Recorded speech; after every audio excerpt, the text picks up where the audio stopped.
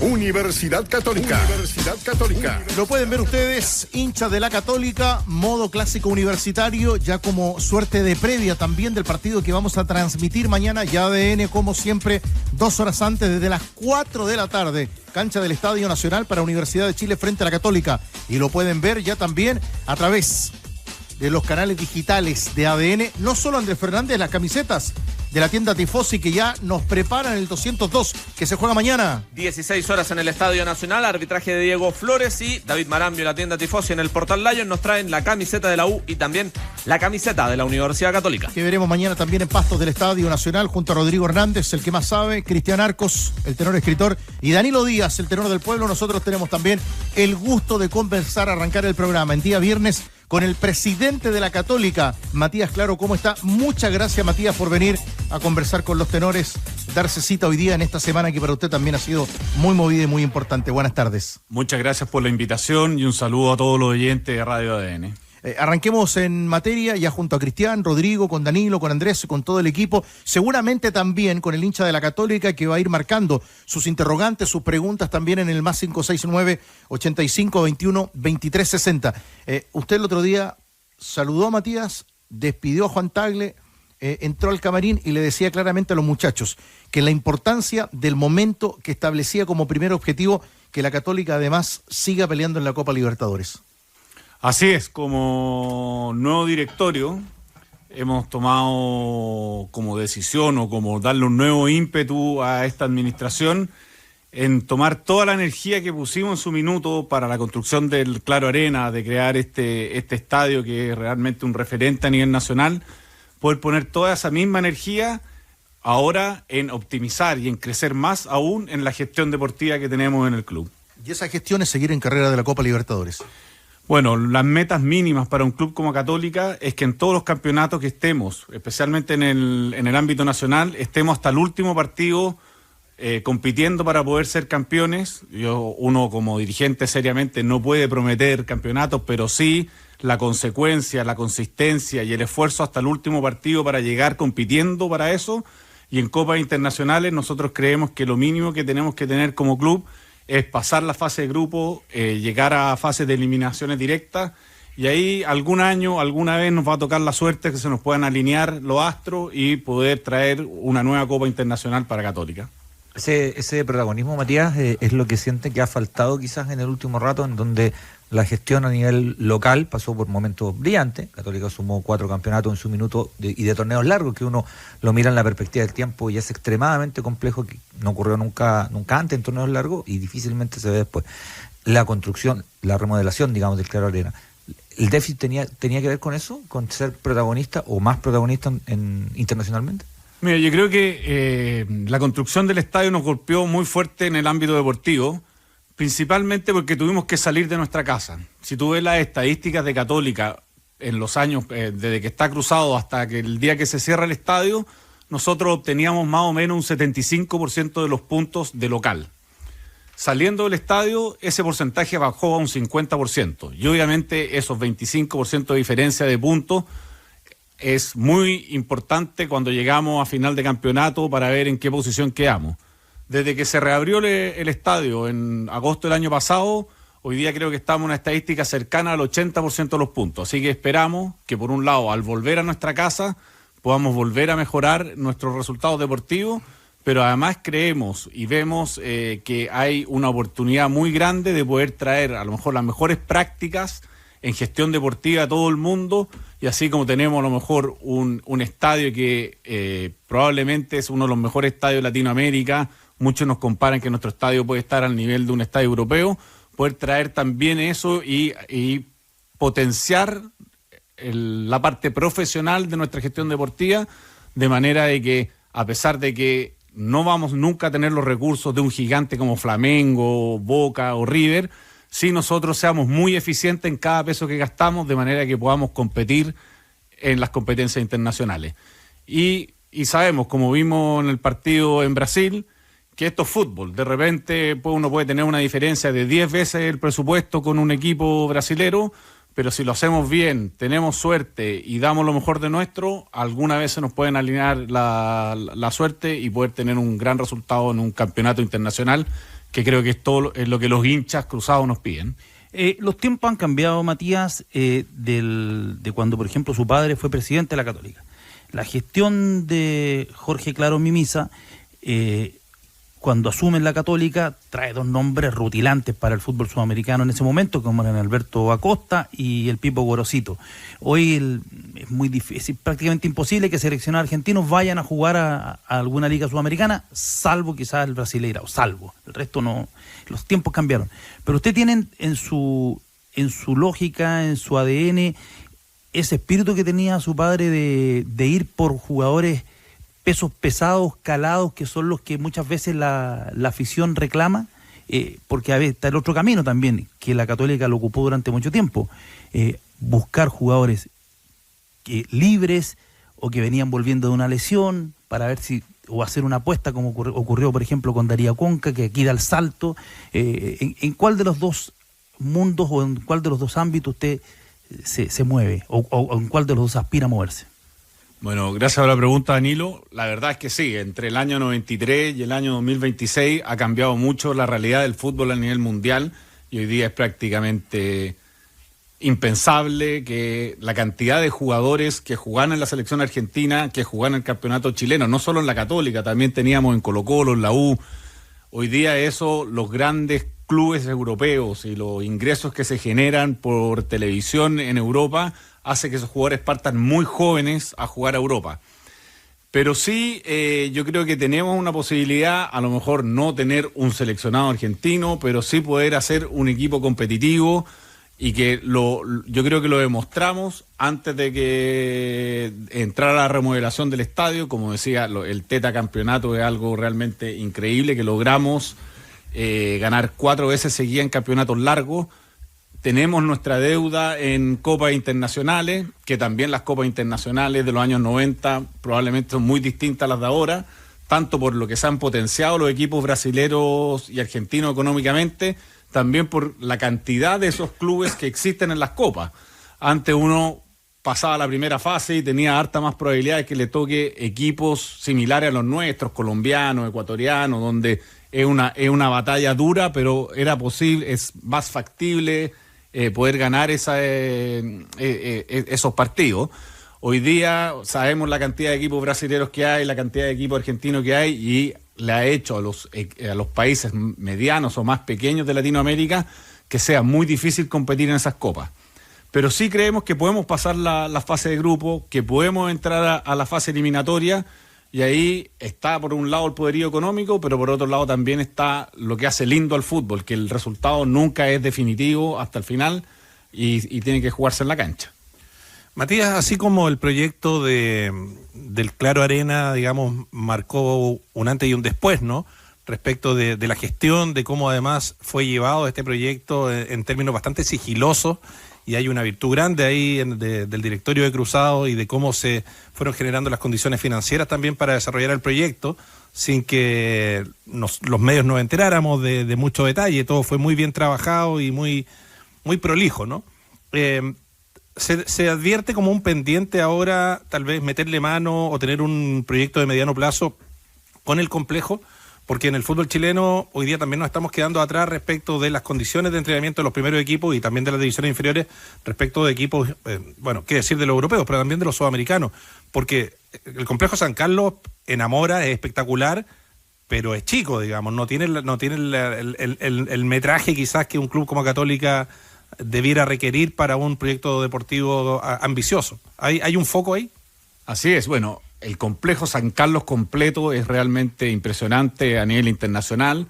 Hablando de la parte de fútbol, se nos ha ido quedando chico, tanto porque hemos crecido en otras ramas, en las divisiones de formación.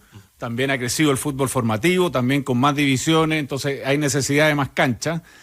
Y yo te diría que en Cruzados el año 2017 hicimos una planificación estratégica que se llamó el C23, que fue muy importante para alinear el trabajo de Católica hasta el año 2023. En ese minuto no volvimos a hacer algo porque estábamos en la mitad del proyecto del estadio y estaba todo el foco en lograr sacar el nuevo estadio.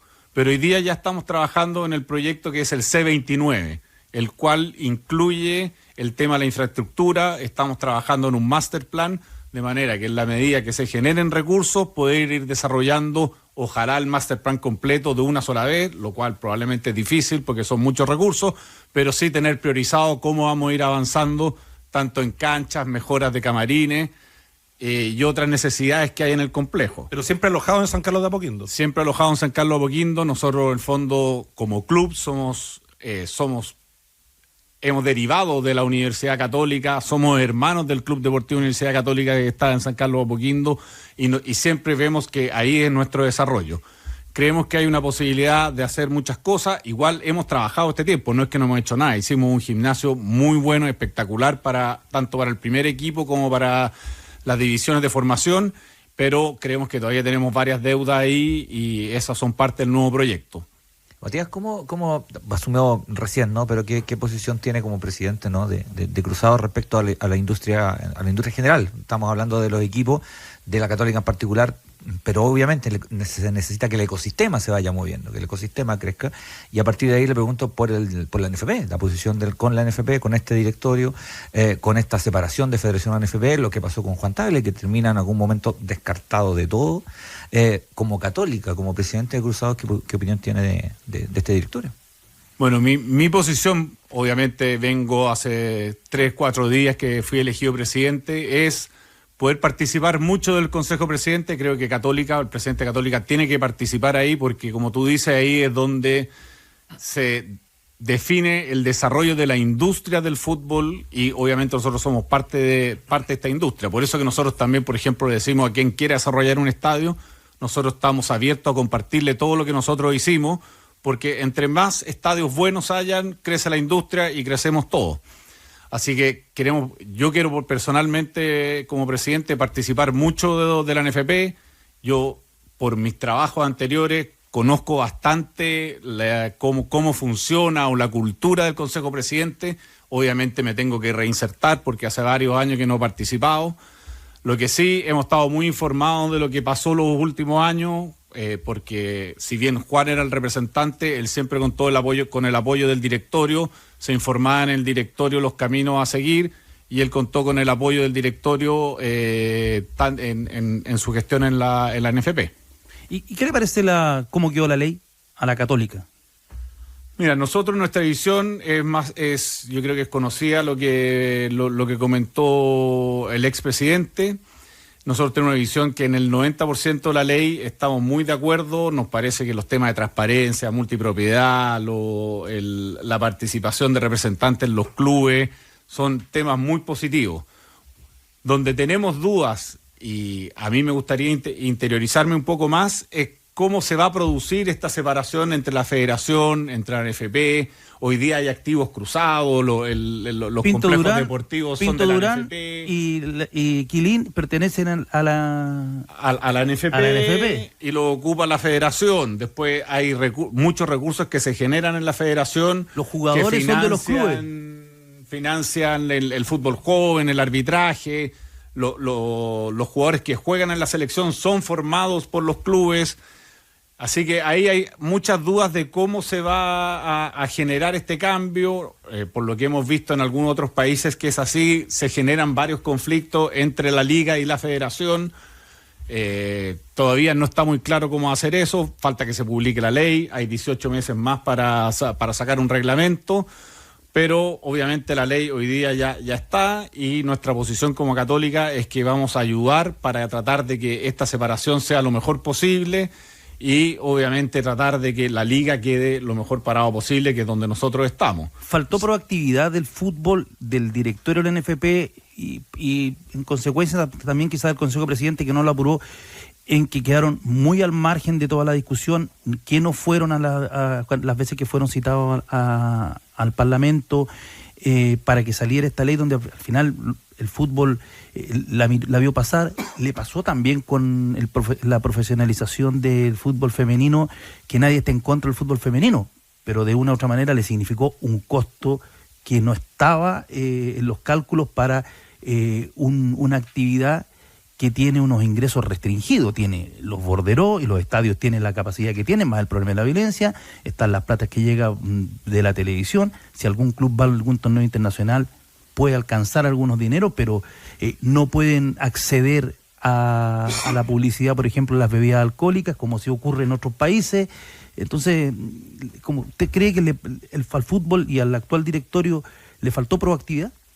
Mire, yo más que entrar hacia el pasado, quiero hablar sobre el futuro, que es donde yo entro, y sí voy a estar muy preocupado de todos esos temas, porque obviamente, como tú dices, todos queremos que se desarrolle el fútbol femenino, pero se le cargó todo el costo del desarrollo del fútbol femenino a los clubes y a lo mejor no hemos logrado transmitir bien como clubes que la gran mayoría de los clubes o somos deficitarios o salimos en cero. Un año nos puede ir un poco mejor, pero el otro año un par de malos resultados y se generan pérdidas. De hecho, en el caso de Cruzado, en su historia tiene alrededor de 9.000 millones de pesos de pérdida que han tenido que ser apoyados por sus accionistas para poder sacar esto adelante. Es una actividad compleja, obviamente el Consejo Presidente es más complejo aún porque hay una representación de 32 clubes, hay un manejo político ahí que desarrollar y yo sentiría irresponsable si no he participado de eso, tener una opinión muy fuerte sobre eso. En la medida que participe más, conozca más y a lo mejor nos juntemos en un par de meses más acá de nuevo, me podría ayudarte más con esa respuesta. Conversamos con Matías Claro, a esta hora presidente de la Católica, en esta primera semana. Él decía con pocos días y apuesta por ya interiorizarse de temas de este fútbol chileno a partir de lo que está ocurriendo esta semana. Me quedaba pendiente, Matías, lo que preguntaba Cristian acerca de cómo usted miró el escenario en el que terminó Juan Tagle respecto a los últimos cambios, Federación y NFP. ¿Cuál es su mirada? Mira, mi mirada es que en el periodo de Juan Tagle fue un muy buen dirigente en apoyar al desarrollo del fútbol chileno y trabajó mucho por la NFP, para la NFP y para el bien del fútbol chileno. Esto terminó con una postulación de él al Consejo de la Federación y no fue elegido por el directorio, que está en su legítimo derecho de elegir a los miembros que eligen. Yo personalmente creo que se perdieron la oportunidad de contar con un excelente profesional en el Consejo de la Federación, que además por su formación de abogado podría haber sido una ayuda muy importante para todo lo que es este traspaso que vamos a ver entre la Federación y la Liga, la NFP. Pero esa fue una decisión que toma el directorio de la NFP libremente y eligieron a 4 candidatos cuando tenían varios más con cuáles elegir. Pero ahí la Católica no quedó con un gusto amargo porque en el fondo es como el pago de Chile en la lógica tal vez del club o del propio Juan Tagle, en circunstancias que él fue soporte de este directorio un buen tiempo y tal vez después, no sé, le pasaron factura por algún distanciamiento, por una mirada discordante. Porque en términos concretos, ¿ustedes no hubieran visto como algo saludable o provechoso para un club tan grande como Católica tener representación ahí, digamos, en el entendido que ahora hay que hacer como la separación de intereses, establecer el reglamento? Son temas muy grandes. Bueno, sí, el directorio de Cruzados decidió postular a Juan Tagle a ese puesto es porque creíamos que podía ser un muy buen aporte, pero obviamente cuando el directorio de la NFP tiene un grupo de gente entre que elegir y ellos eligen, uno no puede quedar sentido porque realmente esto sigue para adelante, vamos a seguir trabajando con la NFP y esta vez eligieron a otros, la próxima vez a lo mejor nos elegirán a nosotros. Es la política del fútbol. Exactamente. La política del fútbol. Así es. En términos de objetivo deportivo, algo lo comentaba al comienzo, ¿no? De la participación permanente de Católica en torneos internacionales. Y a partir de ahí le quiero también preguntar por el objetivo de el tema de los jugadores de cadete, ¿no? Si hay una política que ha tenido Católica décadas, tiene que ver con incluir muchos futbolistas que es para el fútbol chileno, no solo para la Católica. O sea, hay un montón de jugadores que están circulando en primera y en primera B que tienen formación en la Católica. Hay también pensando ahí no sé si cuota es la palabra, pero una promoción de, ¿sabes qué? En determinados momentos acá se opta por la casa. En determinadas circunstancias o incluso hasta un número, determinados jugadores tienen que ser de casa, porcentaje tiene que ser de casa. ¿Hay una conversación ahí? Mira, tenemos una conversación en este plan estratégico C29. Parte de lo que vamos a hacer es desarrollar una política de plantel. que va a recoger todos estos puntos, que tiene que recoger la competitividad, el desarrollo de nuestros jugadores. Al final, cuando nosotros desarrollamos jugadores jóvenes, también nos permite tener presupuesto para las figuras que en general los hinchas demandan. Y una buena conformación eficiente de un plantel tiene que combinar jugadores jóvenes formados en casa, más algunas figuras que complementen y le den la estructura y la jerarquía al plantel para poder lograr los resultados que esperamos. Así que obviamente, como Católica siempre ha sido parte de nuestro ADN ser un club formador. Uno puede tener mejores generaciones, peores generaciones, eso pasa por fútbol, pero al final, esto a lo mejor no lo debería decir, pero siempre se comenta como que oye, la Católica trajo a Gorosito y a Costa cuando era mi padre presidente y perdió los campeonatos. Sí, los perdió. Pueden haber muchas cosas que los hinchas de Católica todavía tenemos dolores arbitrales de la época, pero es parte de lo lindo del fútbol o de la idiosincrasia del fútbol. Pero también pasó que Universidad de Chile sacó un juvenil que se llamaba Marcelo Salas, que era realmente de otro planeta. Vimos la carrera de Marcelo Salas donde terminó. Y esa es la combinación. Mejores jugadores chilenos de todos los tiempos. Exactamente, y esa es la combinación que a uno dice, si nosotros estamos siempre llegando a las fases eliminatorias de las copas internacionales, capaz que en algún minuto tengamos un Marcelo Sala, un Sebastián Rosenthal que aparece en las juveniles, que a lo mejor no están los grandes precios todavía, pero sí nos va a poder permitir tener ese golpe de suerte, ese golpe necesario que se necesita en el fútbol para poder lograr un torneo internacional. Ya suman varias preguntas a través del WhatsApp de ADN que ya vamos a marcar junto a Andrés. Nos quedaba un interrogante, ¿qué es el C29? C29, lo que pasa es que el primer plan estratégico que se hizo el 2017 se llamaba C23 porque era hasta el 2023. Perfecto. Ahora era por 29. 5 años. Ahora creemos que en el mundo, no solo en el fútbol, las cosas cambian más rápido. Entonces este es un plan de un poquito más de 3 años, por eso es el C29. Si usted fuera el presidente del equipo rival del lunes y le dice el árbitro en la cancha que no hay ninguna imagen clara del VAR a partir de lo que ocurrió con San Pedri, ¿ustedes establecen hoy preocupación? En la U han criticado los arbitrajes, han habido cartas de otros equipos, hay enojo de algunos otros clubes. ¿Cómo enfrenta usted ahora lo que viene a partir de las últimas polémicas del arbitraje, Matías? Mira, yo creo que siempre antes de un clásico se levantan un poco estos temas, el arbitraje. Hay una cierta intención a lo mejor de presionar un poco para el desarrollo del partido. Yo me quedo con lo que dijo nuestro entrenador ayer, en que esperemos que el arbitraje no sea tema en el partido de mañana, que cuando termine el partido estemos hablando de lo lindo que fue el espectáculo, el gran partido que vimos, y obviamente como hincha católica que también estemos comentando cómo ganamos el partido de mañana. A propósito de San Pedri, no sabemos cuánto más va a querer jugar, el rendimiento lo va a sostener, ¿no? Y él sigue cumpliendo a cabalidad en el fútbol chileno. Pero dada la envergadura que ha adquirido como referente, como ídolo cruzado, ¿está previsto que sea un embajador, que trabaje en el club, que permanezca con ustedes en el mediano plazo? Bueno, como tú dices, Fernando es ya parte de la historia de Universidad Católica. Cuando se escriban los libros de Universidad Católica del futuro, él va a ser un capítulo muy importante. Fernando tiene contrato como futbolista hasta fines del próximo año. Nosotros lo hemos visto este año muy bien, de hecho va nuevamente como goleador este año, que es una cosa realmente increíble el desempeño que ha tenido Fernando Sampedri, no solo este año, sino que los últimos 6 para atrás, y esperamos obviamente, eso será una cosa que se conversará en su minuto, no sé si él a lo mejor quiere jugar un año más, es una cosa que no podemos adelantar al año 2026, qué va a pasar el año 2028, pero sí estamos muy contentos con él, estamos muy contentos con su desempeño.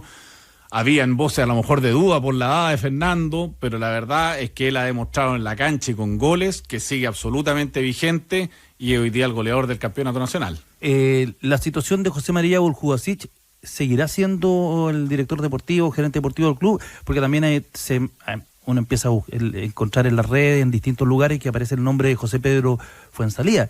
¿Es difícil superarlo? Yo creo que, no sé si es imposible, pero es muy difícil superar lo que ha hecho en términos de resultados Buljubasic. Bueno, claramente el gerente deportivo que tenemos hoy día es el más exitoso de la historia de la Católica. Creo que estos ruidos también pasan por lo que les comentaba antes, que el rendimiento de local nos impactó mucho los años que estuvimos sin estadio. Fueron 3 años que fueron muy duros para nosotros. Hoy día estamos recuperando ese nivel. Nosotros estamos muy contentos con el profesionalismo, la forma de trabajar de José María, y creemos que además él es la persona indicada para este plan C29. Él está ahí muy empoderado en el desarrollo de lo que va a ser esta nueva etapa de potenciamiento de la gestión deportiva, y cuenta con toda la confianza del directorio. Ahí también se ha reforzado la estructura, ¿no? Porque está Marcelo Peña, que entendemos ha hecho una buena labor, y alguien bien contactado, habla muy bien inglés, en fin, es alguien que llegó para sumar, ¿no? Así es, y estamos buscando potenciar aún más el equipo. No lo puedo adelantar en este minuto porque está en tema de construcción, pero vamos a potenciar aún más ese equipo porque creemos que hay muchas oportunidades de poder, con los recursos que tenemos y los recursos extras que hemos ido generando con el nuevo estadio, que nos han permitido ir potenciando el plantel. Hoy día, este año invertimos un 20% más en el plantel que el año pasado. El año pasado se nos criticaba que teníamos muy pocos jugadores, crecimos en número de jugadores,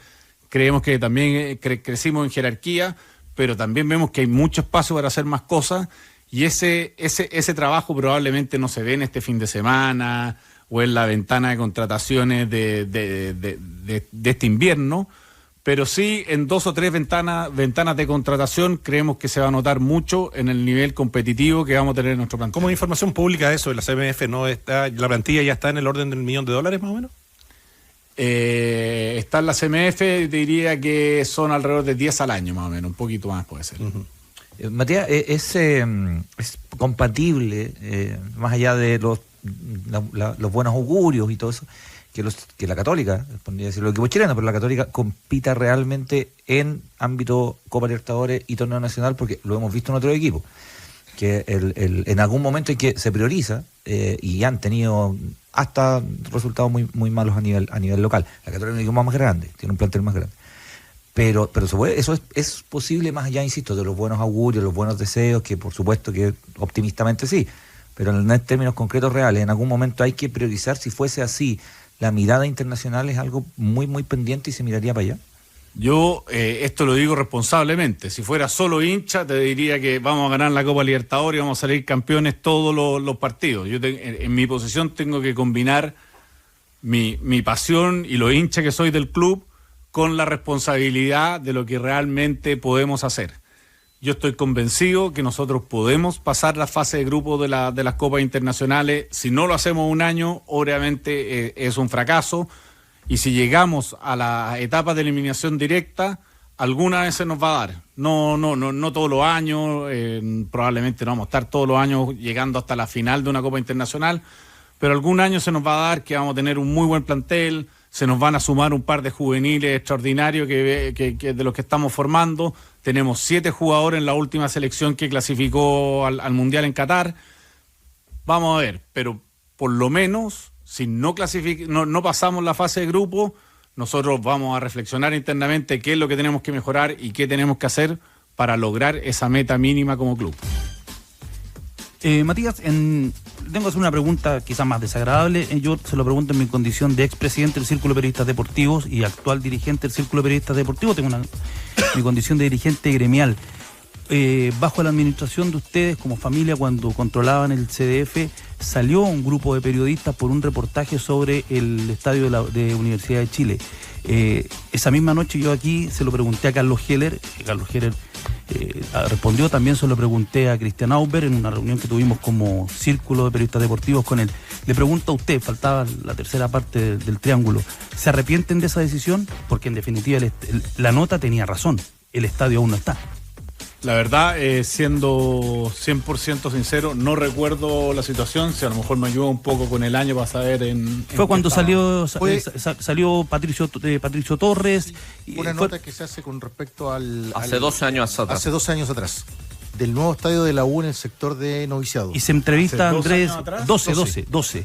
Y se entrevista a Andrés Weinbrot, el representante de la rectoría, y él en ese momento da una declaración y hay un reclamo, llama a Cristian Auber, me parece que al gerente, a Martín Aguad, y son 2 periodistas son desvinculados y renunciaron, me parece, 4 en solidaridad. Entonces, me parece que yo se lo pregunté en esta misma mesa, ahí donde está sentado Cristian Arco, se lo pregunté a Carlos Herer, también ahí no se lo pregunté, sino que se lo enrostré a Cristian Auber, y se lo pregunto a usted porque era un rostro visible de la compañía. No, claro, mira, haciendo los cálculos, ahora sé por qué no me acuerdo. Yo el año 2014 me fui a hacer un máster a Estados Unidos, estaba viviendo en Estados Unidos, estaba bastante desconectado de lo que estaba pasando, así que realmente no tengo recuerdo de la situación, no podría darte una opinión al respecto.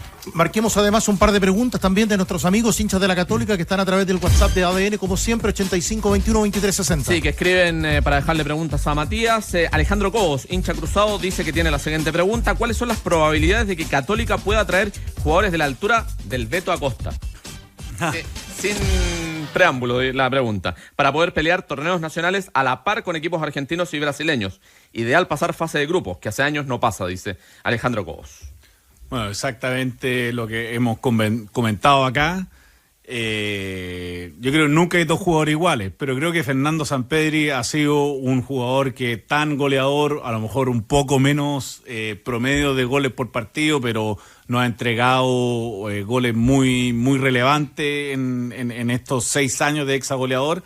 Así que ahora, claro, la pregunta yo, más que quién va a reemplazar al Beto Acosta, es qué vamos a hacer en 2 o 3 años más cuando no esté Fernando Sampedri, cómo vamos a lograr reemplazar un jugador de esa categoría, con esa capacidad goleadora. Ese es un gran desafío que vamos a tener para adelante y que no lo puedo enfrentar en este minuto. Minutos finales de la nota, pero también nos quedan otras preguntas. Andrés Fernández, antes, El Sabor también juega su partido. Prueba las nuevas Signature mundialistas de McDonald's, disponibles por tiempo limitado. No te quedes afuera y elige tu campeona. Este golazo de Sodimac es para su obra, porque congelamos los precios de más de 2.000 productos, con precios que solo podrían bajar, nunca subir. Sodimac, más socios que nunca. Otra pregunta que también algo adelantaba recién Danilo. Mónica Donoso, hincha cruzada, pregunta para Matías sobre la situación de José María Uljuasic, que también te preguntaba Danilo hace un ratito. Sí. Matías, trascendió durante la semana de que hubo un intento del gobierno, digamos, por lo menos se hicieron las consultas, se estudió la posibilidad de que en el Clásico Universitario hubiera público visita, porque es lo que aparentemente la autoridad está tratando de propender o de recuperar algo que fue patrimonio del fútbol y que en algún minuto se rompió lamentablemente por los temas de inseguridad y de violencia. Si eso hubiese prosperado de la manera que hubiera sido, con resguardo policial redoblado, hubiera sido una buena señal. Está bien que se hagan estos intentos. ¿Cuál es tu opinión como presidente respecto de jugar partidos relevantes, clase A y podríamos decir de alta tensión con hinchada local y visita? Bueno, a mí me hicieron esta pregunta en la conferencia el miércoles, no estaba muy preparado para la respuesta. Ahora estás mejor preparado. Que se tituló un poco más duro de lo que fue mi respuesta. Había unos titulares así como el presidente Católica está en contra del gobierno. No, la verdad que no. Nosotros tenemos una buena evaluación de jugar estos partidos clase A con público local, pero obviamente estamos dispuestos a conversar con la autoridad, ver si se pueden hacer las medidas de seguridad necesarias. Obviamente aumenta mucho el riesgo cuando hay hinchadas, especialmente los partidos clase A. En el resto de los partidos no hay ningún problema mayor de claro, con la calera, ¿no? tener hinchadas. Incluso de repente a lo mejor ponen como ejemplo el partido Boca con los 2.000 hinchas de Boca, pero obviamente los 2.000 hinchas de Boca, creo que alrededor de 1.200 eran argentinos que viven en Chile. Entonces, no era que teníamos la barra brava de Boca adentro del estadio. De hecho, varios no pudieron entrar, los atajados. Eso es una buena labor de inteligencia. Eso fue una muy buena labor que hizo el gobierno y que entiendo hay un convenio entre Chile y Argentina para compartir. Se hizo con Unión Española cuando vino Boca, es algo que viene desde hace un tiempo. Hay un convenio, por lo que yo entiendo, entre Chile y Argentina para compartir las bases de datos de la gente que tiene prohibido el ingreso al estadio, de manera de evitar problemas en las ventas de entrada. También estas son ventas de entradas que se hacen con pasaporte, entonces gente que tiene que tener pasaporte. Eso hace que no es realmente la barra brava la que estaba adentro del estadio. Pero sí tenemos una muy buena evaluación de que, a pesar de que era una situación compleja, la manejamos muy bien. No tuvimos problemas en el vecindario, no tuvimos problemas dentro del estadio, la barra visita se portó muy bien. Así que lo tendremos que evaluar en su minuto. Obviamente es muy lindo el fútbol cuando hay hinchadas de ambos equipos alentando a sus equipos, pero también tenemos una historia en que lamentablemente el problema de seguridad con algunas barras ha sido muy complejo. Nosotros somos orgullosos que en nuestro estadio no tenemos rejas, que tenemos un buen comportamiento, que va la familia a la cancha, que es una alegría ir al estadio. Hay otros estadios que uno va y parecen campos de concentración alemanes, así Auschwitz, de la cantidad de alambre púa y fierros que hay los para mismos tratar acrílicos del Monumental que no están en condiciones, de digamos. contener a la gente.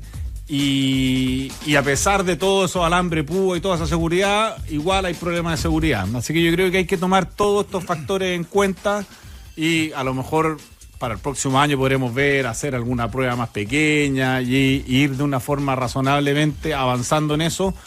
A mí lo que más me gustaría es que no hubiese problemas de violencia en el estadio, que podamos ir como hace, 20 años atrás que se jugaban las liguillas y la mitad del equipo, la mitad del estadio era un equipo, la mitad era del otro, y si bien había mucha efervescencia en el estadio, esto no terminaba en problemas mayores de seguridad, que creo que es un problema que va más allá del fútbol, es un problema que ha subido mucho el nivel de violencia en la sociedad chilena y probablemente como el fútbol concentra gente en espacios, en una galería, en una zona, se concentra mucha gente, se vean aumentados estos problemas y que me encantaría que podamos solucionarlos. Minutos finales de la entrevista, la conversación de los tenores con el presidente de Católica, Matías Claro. Antes, Andrés Fernández, ayer le preguntaba Eduardo Figueroa Sampedri por un récord muy particular del Clásico y a partir de ese nombre asoma un saludo a esta hora a través del WhatsApp de ADN. El más 569-8521-2360 desde Chiloé. Nos está escuchando Magdalena Infante. Magdalena Infante. ¿Quién es Magdalena Infante? Usted cuéntenos. Hija de Raimundo Infante. Goleador histórico. A esta hora en sintonía. Exactamente, goleador histórico de la Católica en clásicos, con 9 tantos, solo en torneos nacionales, porque el récord, en los números de Sampedri son 7 en torneos nacionales y 1 en la Copa Chile, que puede alcanzar mañana en caso de marcarle a la Universidad de Chile. ¿Tiene una pregunta para el presidente o no? Mandó un saludo, quisiera un saludo para mi padre que está en el cielo, goleador de los clásicos de la Universidad Católica. Buen saludo, ¿eh? ¿Cómo no darle un saludo a alguien tan importante en la historia de la Católica? Muchas gracias por escribir a ella, por estar escuchándonos y espero que si se da que Fernando pase ese récord, vamos a reconocer también a un récord que lleva muchísimos años su padre, que es realmente histórico. Que nos deje el teléfono y podemos hacer ahí el match con el club. Listo, para que vaya al estadio, ¿no? Para que estar ahí, ¿no? para disfrutar un día de un partido de la Católica. Que nos deje por interno el teléfono. Sí, pues lo último, Matías, de un hincha de la Católica. ¿Está listo el acuerdo para que sean 1000 hinchas de Cruzeiro en el partido acá? Sí, tenemos un acuerdo cerrado con Cruzeiro y con Barcelona. Número exacto, puedo equivocarme, pero son 700 hinchas de Cruzeiro en el partido que viene en Cruzeiro y 450 hinchas de Barcelona para el partido con Barcelona. Gracias, Matías, por venir a conversar con los tenores en ADN. Muchas gracias a usted y un saludo a todos los auditores, especialmente a los hinchas de Católica.